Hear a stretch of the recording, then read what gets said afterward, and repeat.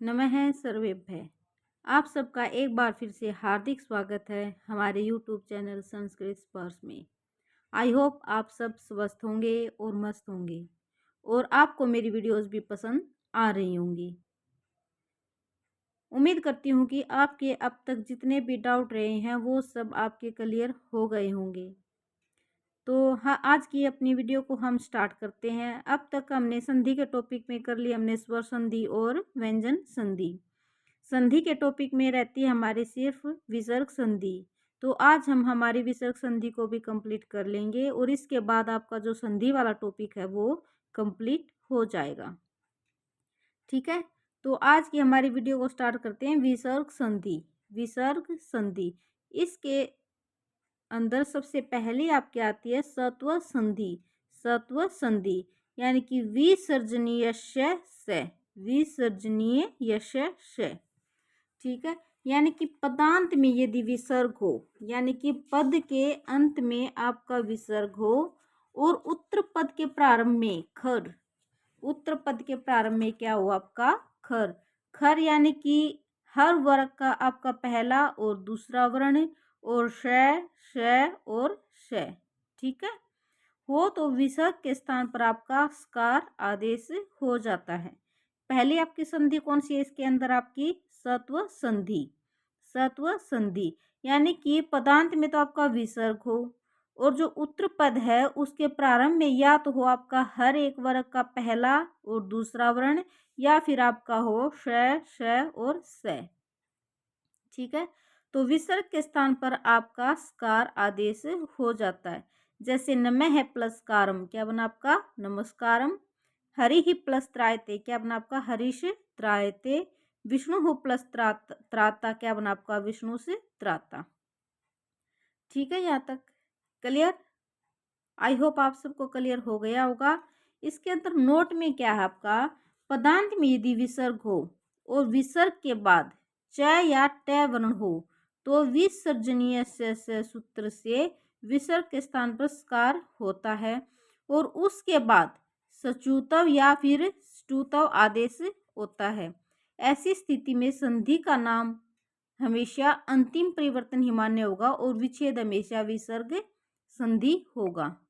ठीक है, इसके अंदर ये क्या बोल रहा है, अगर आपका कोई पदांत में तो विसर्ग हो और जो आपका उत्तर पद है उसके पहले वाला वर्ण आपका या तो फिर च हो या फिर ट वर्ण हो, च हो या फिर ट वर्ण हो। च वर्ण यानी कि आपकी ष्टुतव संधि और ट वर्ण यानी कि आपका ष्टुतव संधि।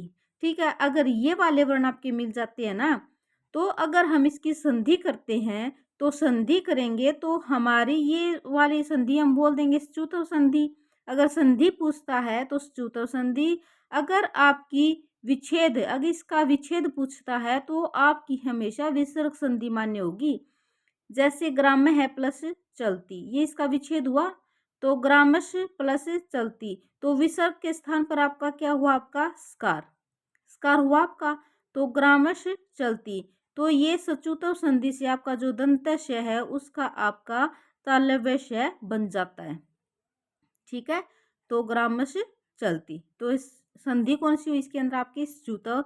अगर संधि विच्छेद में पूछता है तो इसके अंदर आपकी होगी विसर्ग संधि। ऐसे ही आपका धनु प्लस टंकार क्या बना आपका धनुष टंकार, यानी कि इसके अंदर आपकी कौन सी है च्युतव संधि। आई होप आपको ये बातें क्लियर हो गई होंगी। ठीक है, नेक्स्ट हम चलते हैं इसका निषेध सूत्र। इसका अपना निषेध सूत्र, वाश्री पदांत में यदि विसर्ग हो और विसर्ग से परे स्वर यानी कि श से हो तो विकल्प से स्कार का निषेध हो जाता है। किस सूत्र से आपका वाश्री से, किस सूत्र से आपका वाश्री से। दुहु प्लस सास, देखिए यहाँ पे से आया, से आया यहाँ पे दुहु प्लस साहस एज इट इज आया आपका दुहु साहस। लेकिन इससे पहले आपने क्या पढ़ा था, इसके अंदर आपने पढ़ा था कि पदांत में आपका विसर्ग हो और उत्तर पद के प्रारंभ में आपका पहला वर्ण और दूसरा वर्ण हो और श हो तो विसर्ग के स्थान पर स्कार आदेश होगा। लेकिन ये इसका आपका क्या है, निषेध सूत्र है। निषेध सूत्र से वाश्री, अगर आपका पदांत में तो आपका विसर्ग हो और जो आपका उत्तर पद है उसका अगर पहला वर्ण आपका श है तो इसके अंदर आपका स्कार का निषेध हो जाता है, यानी कि आपका विसर्ग का स नहीं बनेगा, ये एज इट इज आ जाएगा। दुहु प्लस साहस दुहु साहस, निहि प्लस सारम निहि सारम, दुहु प्लस शासनम दुहु शासनम। ठीक है, क्लियर? क्लियर है यहाँ तक? देखिए इसके अंदर आपका एक नोट भी है। पदांत में यदि विसर्ग हो और विसर्ग के पूर्व में ए या आ को छोड़कर किसी भी स्वर की मात्रा हो तो विसर्ग के स्थान पर जो स्कार होता है उसका सत्व विधान हो जाता है। देखिए विसर्ग के पूर्व में ए या आ को छोड़कर, ए या आ को छोड़कर अगर कोई भी आपका अगर स्वर आ जाता है, तो विसर्ग के स्थान पर आपका जो दंत्यस्कार होता है तो उसका आपका मूर्धन्यस्कार हो जाता है। जैसे निहि प्लस फलम निष्फलम। देखिए यहाँ पर विसर्ग से पहले क्या आया आपका? ई आया, ई आया, ए नहीं है ना, ए या आ को छोड़कर निहि प्लस फलम निष्फलम, दुहु प्लस क्रम दुष्कर्म, निहि प्लस कपटम निष्कपटम। ठीक है, यहाँ पे विसर्ग से पहले क्या आया आपका? ऊ, यहाँ पर विसर्ग से पहले क्या आया आपका? ई। आई होप आपको ये बातें क्लियर हो रही हैं। तो विसर्ग में हमारी हो चुकी है सत्व संधि। अब हमारी है रुत्व संधि। स सजुषो रु। पदांत में शस्य स सजुष्य रु शयात, यानी कि ऊपर वाले में तो क्या था आपका? क्या बन रहा था आपका? दंतस्य, और इसमें आपका क्या बनेगा? रे। यदि पदांत में विसर्ग हो और विसर्ग से परे स्वर हो या फिर हर्ष हो, विसर्ग से परे स्वर हो या फिर हर्ष हो, हर्ष के अंदर आपका कौन सा आएगा? है, यह, वह, रे, और हर वर्ग का आपका पांचवा, चौथा और तीसरा वर्ण हो तो विसर्ग के स्थान पर आपका रे आदेश हो जाता है। ठीक है, हर्ष। अब तो आपको पता चल ही गया होगा कि माहेश्वर सूत्र की कितनी यूजफुल आपके लिए। ठीक है, क्लियर? तो रुत्व संधि में क्या है आपका? विसर्ग के स्थान पर क्या हो जाता है? रे। जैसे गुरु हु प्लस ब्रह्मा, गुरुर ब्रह्मा, ये बै क्या हुआ आपका? पै वर्ग का आपका तीसरा वर्ण। ठीक है, वह क्या हुआ? ठीक है, तो वह यहाँ पे आया ना आपका है या वह रे, और हर वर्ग का पांचवा, चौथा और तीसरा हो तो वर्ग, तो विसर्ग के स्थान पर आपका रे आदेश से हो जाता है। गुरु प्लस ब्रह्मा, गुरु ब्रह्मा, गुरुर प्लस विष्णु, गुरुर विष्णु, भारवे है प्लस अर्थ गौरवम, भारवेर्थ गौरवम, वृद्धि ही प्लस एची, वृद्धि रेची, हरे है प्लस द्रव्यम, हरेर द्रव्यम, चतुः प्लस नवति, क्या बना आपका? चतुर नवति। क्या बना आपका? चतुर नवति। ठीक है, अब इसके अंदर आपकी आती है रेफ प्रक्रिया। रेफ प्रक्रिया, इसके अंदर क्या है आपका? यदि पदांत में विसर्ग हो, पदांत में क्या हो आपका? विसर्ग, और विसर्ग से प्रे रै वर्ण हो तो स सजुषो रु सूत्र से विसर्ग के स्थान पर रै हो जाता है, ये आपने पढ़ा है, और रै प्लस रै की स्थिति बन जाती है। देखिए पदांत में तो विसर्ग हो और विसर्ग से प्रे रै हो तो रुत्व संधि से आपका क्या बन जाता है? विसर्ग के स्थान पर रै बन जाता है। एक रै वो बन गया, एक रै इसमें पहले से ही है, तो रै प्लस रै की स्थिति बन गई आपकी। तो ऐसी स्थिति में जो आपका रूढ़ि सूत्र है उससे जो आपका पूर्ववर्ती रै है, जो पहले वाला रै है, उसका तो क्या हो जाता है आपका? लोप हो जाता है। और ढर लोपे पूर्वस्य दीर्घोण सूत्र से, ढर लोपे पूर्वस्य दीर्घोण सूत्र से जिस रै का लोप हो जाता है ना, जो उससे पहले का अण है, यानी कि ए ई उ दीर्घ हो जाता है। देखिए आप इसका एग्जाम्पल करोगे ना, उससे आपको समझ में आ जाएगा। देखिए ये ढर लोपे पूर्वस्य दीर्घोण है, ये आपका एग्जाम में आ चुका है कि ढर लोपे पूर्वस्य से क्या होता है आपका? दीर्घ होता है, लघु होता है, ह्रस्व होता है, क्या होता है? ठीक है, तो ये आपको ध्यान रखने हैं, ढर लोपे पूर्वस्य दीर्घोण है। क्लियर? देखिए इसके अंदर क्या है? निर प्लस रोग है, निर प्लस रोग है। ठीक है, ये दो वाले रे आ गए आपके, निर प्लस रोग है, तो ये पहले वाला तो आपका लोप हो जाएगा। इसके अंदर क्या, अगर जो लोप होता है ना तो उससे पहले भी जो आपका स्वर है यानी कि अण है, ए ई उ है ना, तो ए ई उ यानी कि जो रे से पहले आपका आया, या तो ए आया या फिर ई आया या फिर उ आया, तो वो आपका क्या हो जाता है? दीर्घ हो जाता है। क्या हो जाता है आपका? दीर्घ। इस रै का तो लोप हो जाता है, और जो इससे पहले ए ई उ आई हैं उनका क्या हो जाता है आपका? दीर्घ हो जाता है। निर प्लस रोग है, देखिए नी का ये ई दीर्घ हो गया ना, दीर्घ ई, नी रोग है। हरीर प्लस रम्य, हरीर प्लस रम्य, तो देखिए इसका तो लोप हो गया रे का, और जो रे के साथ में आपका ई है छोटा लघु, वो आपका क्या हो गया, दीर्घ हो गया, हरीर रम्य। क्लियर, क्लियर हो गया ना ये सब आपको। पुनर प्लस रम्यम क्या बन गया आपका, पुनर्रम्यम। ठीक है, नेक्स्ट है आपकी उत्व संधि। उत्व संधि, अतोरो अतोरोर प्लुताद प्लुते। देखिए पदांत में यदि विसर्ग हो और विसर्ग से पूर्व में भी ए हो और विसर्ग से परे भी ए हो, तो विसर्ग के स्थान पर उ आदेश होता है। उत्व संधि यानी कि पदांत में तो आपका विसर्ग आ गया और विसर्ग से पहले भी ए हो और जो विसर्ग से बाद में है वो भी ए हो, तो विसर्ग के स्थान पर आपका क्या हो जाता है, उ। और ए तो पहले से ही है, विसर्ग का हो गया आपका उ, तो ए और उ मिलकर क्या हो गया आपके ओ, और जो ये ए है इसका क्या होगा, ये वगैरह का चिन्ह आ जाएगा इसके अंदर। ठीक है, क्लियर, संधि क्लियर। जैसे कह प्लस अपी क्या बन गया आपका, कोअपी। देखिए विसर्ग से पहले भी ए है और विसर्ग के बाद भी ए है। ठीक है, तो क्या बन गया आपका, ए प्लस विसर्ग, विसर्ग के स्थान पर आपका उ, तो ए उ क्या बन गया आपका ओ, तो क्या बन गया आपका कोअपी। शिव प्लस अर्चय क्या बन गया आपका, शिवोर्चय। सह प्लस अधुना क्या बन गया आपका, सोधुना। ठीक है, उत्व संधि क्लियर। नेक्स्ट है आपका हसीचय। हसीचय, पदांत में यदि विसर्ग हो और विसर्ग से पूर्व में ए हो और विसर्ग के बाद में हस है या व रे और ल और हर वर्ग का आपका तीसरा चौथा और पांचवा वर्ण हो, तो विसर्ग के स्थान पर आपका क्या हो जाता है, उ आदेश हो जाता है, उ आदेश हो जाता है। यहाँ पूर्ववर्ती ए एवं उ परस्पर मिलकर ओ हो जाता है, ऐसी स्थिति में भी विसर्ग संधि मान्य होती है। ठीक है, जो आपका अतोरो प्लुताद प्लुते है उसके अंदर तो क्या था, विसर्ग से पहले भी है और विसर्ग से बाद में भी है। और जो आपका हसीच है इसके अंदर क्या है, विसर्ग से पहले तो आपका ए हो और बाद में आपका कोई हस हो, हस। हस यानी कि है या व रे ल और हर वर्ग का पांचवा चौथा और तीसरा वर्ण, तो क्या बन जाता है आपका, ए और विसर्ग के स्थान पर क्या जाता है आपका उ आ जाता है, और ए और उ मिलकर क्या हो जाता है आपका ओ। जैसे शिव है प्लस वंदे, शिवो वंदे। यश है प्लस दा, यशो दा। मन है प्लस रथम, मनो रथम।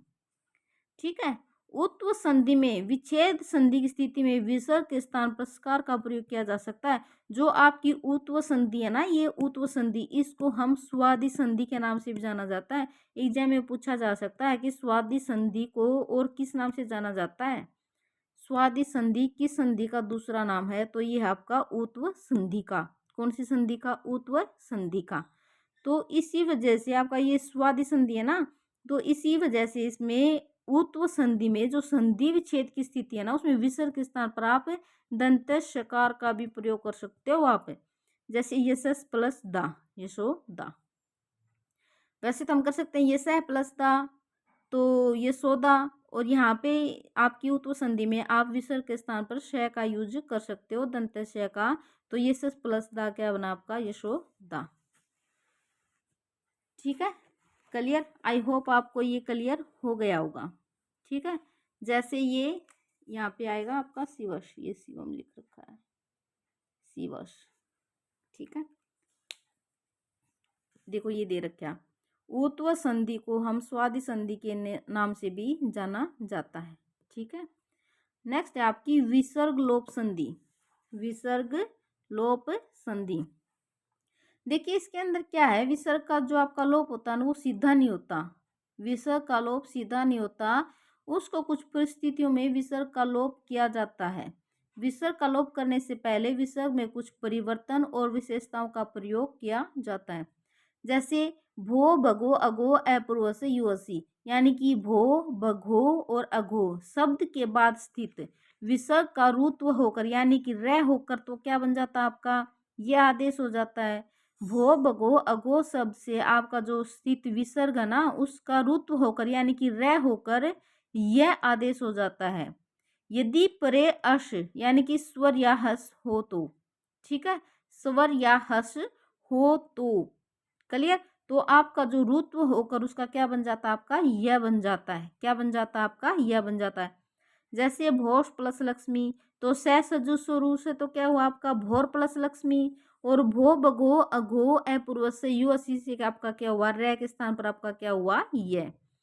इसके अंदर आपके दो सूत्र और आते हैं इसके अंदर। एक तो आपका हलि सर्वेशम, हलि सर्वेशम, इस सूत्र से जो आपका ये हुआ आदेश हुआ ना, तो उसका लोप किससे हो जाता है, यदि प्रे कोई व्यंजन वर्ण हो। अगर बाद में अगर कोई व्यंजन वर्ण है ना, व्यंजन वर्ण, तो उसके अंदर यह का लोप आपका हलि सर्वेशम सूत्र से होता है। अगर बाद में अगर आपका कोई स्वर वर्ण हो तो लोप साकल्य से सूत्र से होता है, उसका लोप, यह का लोप। अगर बाद में कोई व्यंजन वर्ण है तो हलि सर्वेशम से, अगर बाद में कोई स्वर वर्ण है तो लोप साकल्य से। ठीक है, तो लोप साकल्य सूत्र से आपका यह का क्या हो जाता है, लोप हो जाता है। क्लियर हो गई ये बात, हो गई होगी ये क्लियर। ठीक है, जैसे भोष प्लस लक्ष्मी, तो भोर प्लस लक्ष्मी, तो रे का क्या हुआ आपका यह, भो बगो अगो इस सूत्र से, और भोय प्लस लक्ष्मी क्या बना आपका भो लक्ष्मी, किस सूत्र से आपका हलि सर्वेशम सूत्र से, क्योंकि ये जो लय है ये आपका क्या है, व्यंजन है। ठीक है, क्लियर। नेक्स्ट है इसके अंदर आपका एतत, एतत तत् सुलोपो को नए समास से हलि, यानी कि अगर एतत हो और तत् हो, अगर इनके बाद में कोई हल हो, यानी कि व्यंजन वर्ण हो, तो विसर्ग के स्कार का क्या हो जाता है, लोप हो जाता है। लोप किस स्थिति में होता है, यदि अक नए समास और स्वर वर्ण का प्रयोग न हो। यदि इसके अंदर आपका अक है, नए समास और स्वर वर्ण का प्रयोग न हो। जैसे देखो एतत् ऐसे, और तत् क्या होता है आपका सह plus Vishnu, as it is स विष्णु, ऐसा है प्लस रुद्र, क्या हुआ आपका एस रुद्र।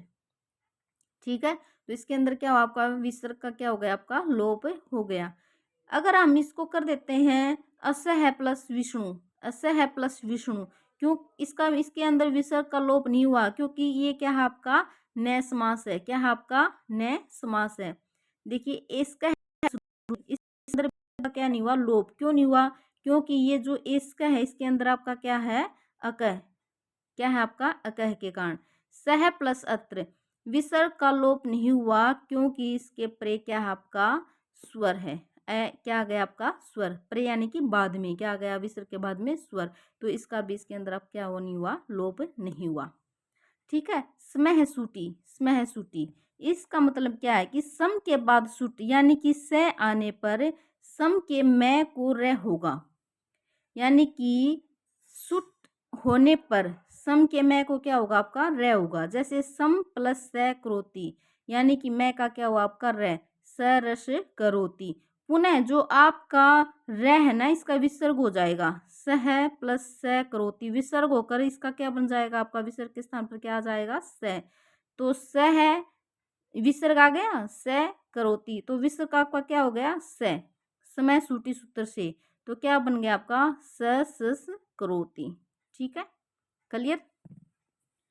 तो हमने हमारा जो संधि का टॉपिक है वो क्लियर कर लिया है। आई होप आप सबको अच्छी तरह से समझ में आया होगा, और आपके जितने भी डाउट हैं वो सब क्लियर हो गए होंगे। देखिए कई बच्चों को इनमें बहुत ज़्यादा दिक्कत आती है, आप इसको एक दो बार और करोगे ना तो आपको ये बिल्कुल क्लियर हो जाएगा। ठीक है, अगर आपको मेरी वीडियोस पसंद आ रही हैं तो प्लीज़ लाइक शेयर और सब्सक्राइब जरूर करना। अगर कोई गलती हो जाए तो प्लीज़ उनको इग्नोर कर देना। ठीक है, तो फिर मिलते हैं हम कल अपने एक नेक्स्ट नए टॉपिक के साथ। नेक्स्ट हम करेंगे हमारा समास प्रकरण, समास प्रकरण। ठीक है, तब तक के लिए आप सब अपना ध्यान रखना। धन्यवाद।